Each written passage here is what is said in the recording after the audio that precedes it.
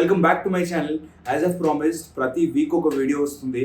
If you're new to the channel, don't forget to check the previous videos on my channel. Kurukshetram almost ending వచ్చింది and త్వరలో రామాయణ్ కూడా start కాబోతుంది. If you're excited for Ramayan, please comment Jai Shriram మన comment సెక్షన్లో spam చేసేయండి మొత్తం జై శ్రీరామ్ని, so that I will understand మీరు ఎంత ఎక్సైటెడ్ ఉన్నారో రామాయణ్కి. ఇవాళటి వీడియోతో కురుక్షేత్ర యుద్ధం అయిపోతుంది. So without any further ado, let's get into the video. పాండవులను చంపేస్తానని దుర్యోధనుడికి మాటనిచ్చి అశ్వత్థామ, కృపాచార్యుడు ఇంకా కృతవర్మ అడవుల్లోకి వెళ్ళిపోయారు. అప్పటికే రాత్రి అయిపోయింది. కృపాచార్యుడు ఇంకా కృతవర్మ అదే అడవుల్లో పడుకున్నారు. కానీ అశ్వత్థామకి నిద్ర రావట్లేదు. పాండవులు కౌరవులకు చేసిన ద్రోహం మాత్రమే అశ్వత్థామ గుర్తొస్తుంది. ఆ ద్వేషం అశ్వత్థామాని పడుకోనివ్వకుండా చేస్తుంది. వీళ్ళందరూ అడవుల్లో కాకుల మధ్యలో పడుకుంటారు. ఆ కాకుల మధ్యలో అశ్వత్థామ ఒక విచిత్రాన్ని చూస్తాడు. రాత్రి వేళ కాకులన్నీ పడుకునున్నాయి. ఆ కాకుల మధ్యలో తెలియకుండా ఒక గుడ్లగూబ కూడా ఉంది. కానీ అది ఉన్నట్టు ఆ కాకులకు తెలీదు. కాకులన్నీ పడుకున్నాయని తెలుసుకున్న గుడ్లగూబ ఇంత కూడా శబ్దం చేయకుండా వాటి గుడ్ల పైన దాడిని చేస్తుంది. ఆ గుడ్లగూబ తినడం మొదలెడుతుంది. అది చూసిన అశ్వత్థామ అప్పుడు అనుకుంటాడు, నేను చేసే దాడి పాండవులపై కూడా ఇలాగే ఉండాలని.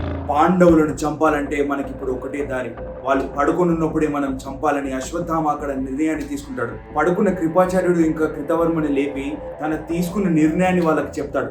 పడుకున్న వాళ్ళపైన మనం దాడి చేయకూడదు, అది ధర్మం కాదు అని కృపాచార్యుడు చెప్తాడు. ధర్మం గురించి ఇప్పుడు మనమే మాట్లాడుకోవాలి కృపాచార్య. అసలు పాండవులు ధర్మాన్ని పట్టించుకున్నారా? వాళ్ళు నిజంగానే ధర్మాన్ని గనక పాటిస్తే దుర్యోధనుని అలా రాబందులకు వదిలేసేవారా? ఇప్పుడు మనం పాండవులను ఓడించాలి, దుర్యోధనుని గెలిపించాలి అంటే ఇదొకటే దారి. రేపు పొద్దున అయ్యే కంటే ముందే పాండవులపైన ఈ దాడి జరిగిపోవాలి అని ఈ ముగ్గురు పాండవుల క్యాంప్స్ వైపుగా మొదలయ్యారు. వీళ్ళు పాండవుల టెంట్స్ దగ్గరకు వచ్చారు. ఇంకా సైనికులు పాండవులకు కాపలాగా నిల్చుని ఉన్నారు. కాపలాకి నిల్చున్న సైనికులను చంపి అశ్వత్థామ ఎలాగో అలాగా లోపలికి వెళ్ళిపోతాడు. కృతవర్మ ఇంకా కృపాచార్యుడు ఇంకా మిగతా ఎవరు లోపలికి రాకుండా బయట నిల్చుని ప్రొటెక్ట్ చేస్తూ ఉంటారు. మొదటిగా అశ్వత్థామ ధృష్టద్యుమ్నుడి దగ్గరికి వెళ్తాడు. ధృష్టద్యుమ్నుడు అప్పుడు గాఢ నిద్రలో ఉన్నాడు. తన నాన్నైన ద్రుపద్ పగను ద్రోణాచార్యుడిని చంపి తను తీర్చేసుకున్నాడు. యుద్ధం అయిపోయింది, పాండవులు ఇంకా గెలిచేశారన్న ధీమాలో తను గాఢ నిద్రలో ఉన్నాడు. అప్పుడు అశ్వత్థామ తను ముందుకొచ్చి నిలుచున్నప్పుడు అశ్వత్థామ మొహం ఒక మనిషిలాగా లేదు, ఒక క్రూర మృగంలాగా అశ్వత్థామ ధృష్టద్యుమ్నుడిని చూస్తున్నాడు. అలా గాఢ నిద్రలో ఉన్న ధృష్టద్యుమ్నుడి గొంతుపై ఒక తన్నును తంతాడు. ఏం జరుగుతుందో తెలియక అవాక్కులో ధృష్టద్యుమ్నుడు లేచి కూర్చుంటాడు. అశ్వత్థామాను అలా చూసిన ధృష్టద్యుమ్నుడికి ఏమీ అర్థం కావట్లేదు. తన వెన్నులో వణుకు పుడుతుంది. ధృష్టద్యుమ్నుడి ముఖంలో భయం కనపడుతుంది. అశ్వత్థామ తన కత్తిని పట్టుకొని ధృష్టద్యుమ్నుడి వైపుగా నడుచుకుంటూ వస్తున్నాడు. మా నాన్నని చంపేటప్పుడు నువ్వు ఇంత కూడా కనికరాన్ని చూపిలేదు, అలాంటి నిన్ను నేనిప్పుడు చంపడానికి ఎంతో ఆనందాన్ని పొందుతానని తన కత్తిని తీసుకొని ధృష్టద్యుమ్నుడి ఛాతీలోకి దిగబెట్టేస్తాడు. అసలు అక్కడ ఏం జరుగుతుందో అర్థమయ్యే లోపే తన ఛాతీలోకి ఆ కత్తి దూరిపోతుంది. ధృష్టద్యుమ్నుడు ఆ సమయంలో పడ్డ భయానికి తను అరవడం కూడా మర్చిపోతాడు. తన అరుపు తన గొంతులోనే ఆగిపోతుంది. అప్పుడు అశ్వత్థామ తన కత్తిని ధృష్టద్యుమ్నుడిలో పొడుస్తూనే ఉన్నాడు. ధృష్టద్యుమ్నుడు తన కాళ్ళు చేతులు కొట్టుకుంటూ ఒక చాపలాగా అక్కడ గిలగిలా పడున్నాడు. ధృష్టద్యుమ్నుడి రక్తం అశ్వత్థామ ముఖంపై చిల్లుతుంది. ధృష్టద్యుమ్నుడు చనిపోతాడు. అప్పుడు అశ్వత్థామ పాండవులను వెతుక్కుంటూ ఆ టెంట్స్ లో తిరుగుతూ ఉంటాడు. వెతుక్కుంటూ పాండవులను చేరిన అశ్వత్థామ వీళ్ళు కూడా గాఢ నిద్రలో ఉండడం గమనిస్తాడు. తన కత్తిని తీసుకుని అప్పుడు పడుకోనున్న 5 పాండవులను తను నరికేసి అక్కడ నుంచి వెళ్ళిపోతాడు. తను టెంట్ లో నుంచి బయటికి వస్తున్నప్పుడు అక్కడున్న ఒక సేవకుడు అశ్వత్థామ తలపై ఉన్న మణిని చూసి తను అశ్వత్థామ అని గుర్తిస్తాడు. కృపాచార్యుడు, కృతవర్మ, అశ్వత్థామ అక్కడ నుంచి పారిపోతారు. పాండవులు చనిపోయారు. పాండవులని అశ్వత్థామ చంపేశాడని గర్వంలో దుర్యోధనుడి దగ్గరికి వెళ్తాడు. దుర్యోధనుడు అప్పటికి తన ఆఖరి శ్వాసలను తీసుకుంటూ చాలా కష్టంగా బ్రతుకున్నాడు. అశ్వత్థామ దుర్యోధనుడి దగ్గరికి వచ్చి చెప్తాడు, మహారాజా, నేను పాండవులను చంపేశాను. పాండవులతో పాటు నేను ధృష్టద్యుమ్నుడిని కూడా చంపేశాను. వెళ్ళి మా నాన్నకు చెప్పండి, తన పగని నేను తీర్చుకున్నానని. అది విన్న దుర్యోధనుడు చిన్న చిరునవ్వుతో, మిత్రమా, భీష్ముడు, ద్రోణుడు, కర్ణుడు చేయండి నువ్వు నా కోసం ఒకే రాత్రిలో చేసుకొని వచ్చావు. నేను నీకు ఎప్పటికీ కృతజ్ఞుణ్ణి అని చెప్పి తన ఆఖరి శ్వాసని తీసుకుని దుర్యోధనుడు అక్కడిదక్కడే చనిపోతాడు. కానీ ఇక్కడ అశ్వత్థామకి తెలియంది ఏంటంటే తను చంపింది పాండవులను కాదు, పాండవుల 5 కొడుకులను. ద్రౌపది యొక్క 5 కొడుకులను అశ్వత్థామ ఇక్కడ చంపేశాడు. ఆ బయటున్న కాపలా మనిషి వెళ్ళి ఈ విషయాన్ని పాండవులకి ఇంకా కృష్ణుడికి చెప్తాడు. అది తెలుసుకున్న కృష్ణ పాండవులు అందరూ కలిసి ఆ టెంట్స్ దగ్గరకు వచ్చి చూడగానే అక్కడున్న దృశ్యాన్ని చూసి వాళ్ళు నమ్మలేకపోతారు. ద్రౌపది యొక్క 5 కొడుకుల శవాల ముద్దలలా పడున్నాయి. పాండవులది నమ్మలేకపోతున్నారు. వాళ్ళ కొడుకులు చనిపోయారన్న బాధని వాళ్ళు తీసుకోలేకపోతున్నారు. మనం గెలిచేశామని చాలా తొందరగా సంతోషపడ్డట్టున్నాం కృష్ణ అని యుధిష్ఠిర్ కృష్ణుడితో అంటున్నాడు. అశ్వత్థామ, కృపాచార్యుడు, కృతవర్మ ఇంకా బ్రతికే ఉన్నారు. వాళ్ళని మనం ఎలా మర్చిపోయాం? ద్రౌపది చనిపోయిన వాళ్ళ కొడుకుల శవాల మధ్యలో కూర్చొని ఏడుస్తుంది. తన ఛాతీని బాదుకుంటూ గట్టిగా ఏడుస్తుంది. ఈ యుద్ధం అభిమన్యు ఇంకా ఘటోత్కచుడిని నా నుంచి దూరం చేసింది. కానీ నా 5 కొడుకులు బ్రతికే ఉన్నారని అనుకున్నాను. కానీ యుద్ధం అయిపోయిన దాని తర్వాత వాళ్ళకంటే భయంకరమైన చావుని వీళ్ళు పొందుతారని నేను ఎప్పటికీ అనుకోలేదు. నాకు అశ్వత్థామ తల కావాలని ద్రౌపది గట్టిగా ఏడ్చుకుంటూ అరుస్తుంది. అశ్వత్థామాని చంపడం అంత సులభం కాదు ద్రౌపది. తను పుట్టినప్పటి నుంచి తనకు చిరంజీవి వరం ఉంది అని కృష్ణుడు ద్రౌపదికి చెప్తున్నాడు. కానీ తన తలపై ఒక మణి ఉంటుంది. ఆ మణిని నేను నీకోసం తీసుకొస్తానని కృష్ణుడు ద్రౌపదికి చెప్తాడు. భీముడు అప్పటికే ఆ బ్రాహ్మణుని వెతుక్కుంటూ బయలుదేరిపోయాడు. కానీ ఇక్కడ మాత్రం అశ్వత్థామ పాండవులనే తను చంపేశాడని సంతోషంలో ఉన్నాడు. కృష్ణుడికి ఇక్కడ ఇంకొక భయం ఉంది. అశ్వత్థామ దగ్గర ఒక భయంకరమైన అస్త్రం ఉంది, బ్రహ్మశిర అస్త్రం. ఆ అస్త్రాన్ని ఎలా సంధించాలో ఉట్టి అర్జునుడికి ఇంకా అశ్వత్థామకి మాత్రమే తెలుసు. తను చంపింది పాండవులని కాదు, పాండవుల కొడుకులని అశ్వత్థామ కనుక తెలిస్తే ఆ భయంలో తను ఆ అస్త్రాన్ని సంధిస్తాడని భయంలో కృష్ణుడున్నాడు. ఎందుకంటే ఆ అస్త్రం ఇప్పటి వరకు కురుక్షేత్రం చూడనంత భయంకరమైన అస్త్రం. ఆ అస్త్రాన్ని గనక వీళ్ళు సంధించి వేశారంటే ఈ భూప్రపంచం మొత్తం ప్రమాదంలో ఉంటుందని కృష్ణుడికి తెలుసు. అప్పుడు అడవుల్లో నుంచి ఎవరో వస్తున్నట్టు అశ్వత్థామకి తెలుస్తుంది.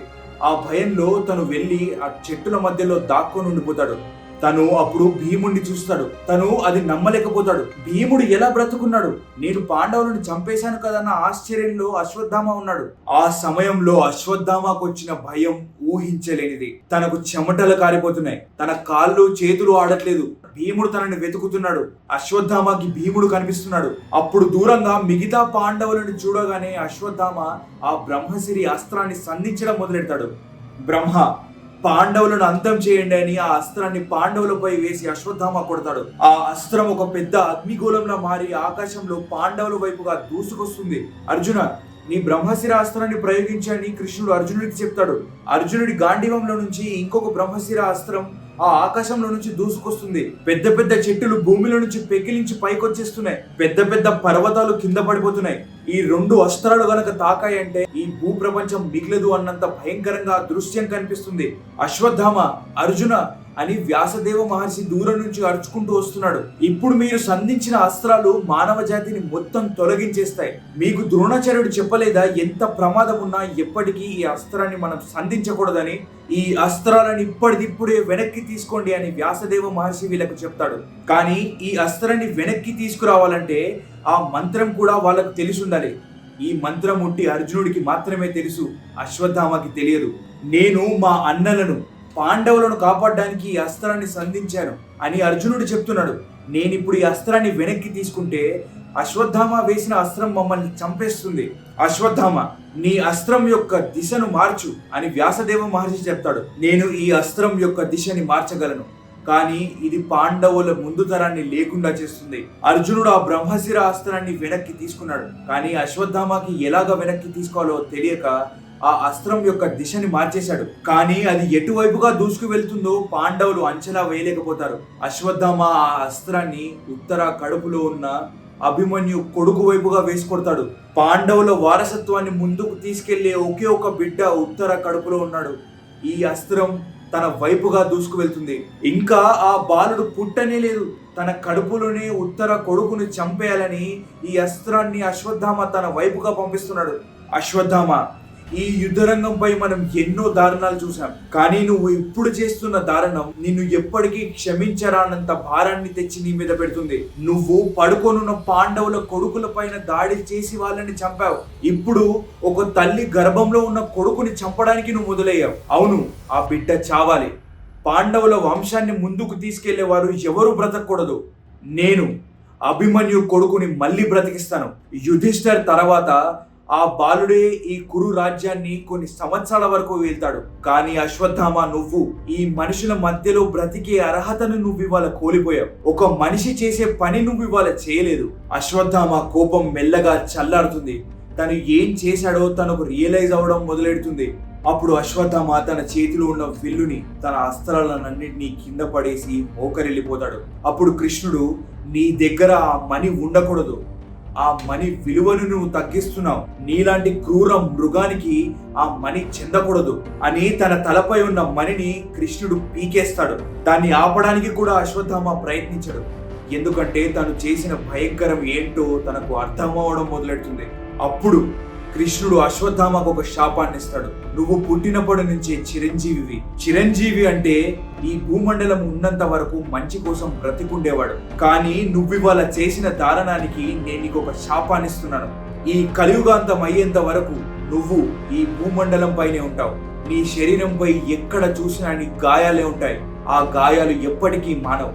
మానవ జాతి నిన్ను చూస్తేనే అసహించుకునేలాగానే ఉంటావు. నీ గాయాల్లో నుంచి రక్తం ఎప్పుడూ వస్తూనే ఉంటుంది. నువ్వు ఎప్పటికీ ఆ గాయం బాధలోనే ఉంటావు. నువ్వు ఆ సమయంలో చావును కోరుకున్నా చావు నీ దగ్గరికి రాదు. పాండవులు ఇంకా కృష్ణుడు అశ్వత్థామాని అక్కడే వదిలేసి ద్రౌపది దగ్గరికి వెళ్తారు. ద్రౌపది ఇంకా వాళ్ళ కొడుకుల మధ్యలో కూర్చొని అలా ఏడుస్తూనే ఉంది. పాంచాలి, నేను నీ బాధని అర్థం చేసుకోగలను, కానీ చనిపోయిన నీ కొడుకులని నేను తిరిగి తీసుకురాలేను. ఇదిగో అశ్వత్థామ యొక్క మణి. పాండవులు ఈ యుద్ధాన్ని గెలిచేశారు. భరద్వంశ్ మళ్ళీ మీదే అయింది. ఇక్కడితో కురుక్షేత్ర యుద్ధం అయిపోయింది. కురుక్షేత్ర యుద్ధం తర్వాత గాంధారి మాత కృష్ణుడికి ఇచ్చిన శాపం ఏంటి? అలాగే కుంతి మాతకు యుధిష్ఠిర్ ఇచ్చిన శాపం ఏంటి? యుద్ధం తర్వాత కురుక్షేత్రం ఎంత భయంకరంగా కనిపిస్తుందో మనం నెక్స్ట్ వీడియోలో తెలుసుకుందాం. And if you are excited for the next Ramayan that is coming in, please comment in the comment section Jai Shriram. And మీరు ఇక్కడ దాకా వీడియోని చూసారంటే డెఫినెట్లీ మీకు వీడియో నచ్చి ఉంటుంది. Please drop a like, share this to your friend who has to know Mahabharatam and కల్కి movie reference కూడా ఇక్కడ నుంచే తీసుకున్నారు. షేర్ దిస్ టు యువర్ కల్కి fan or Prabhas fan who has to know the history of Ashwatthama. Don't forget to check out my previous videos. I'll see you guys in the next one.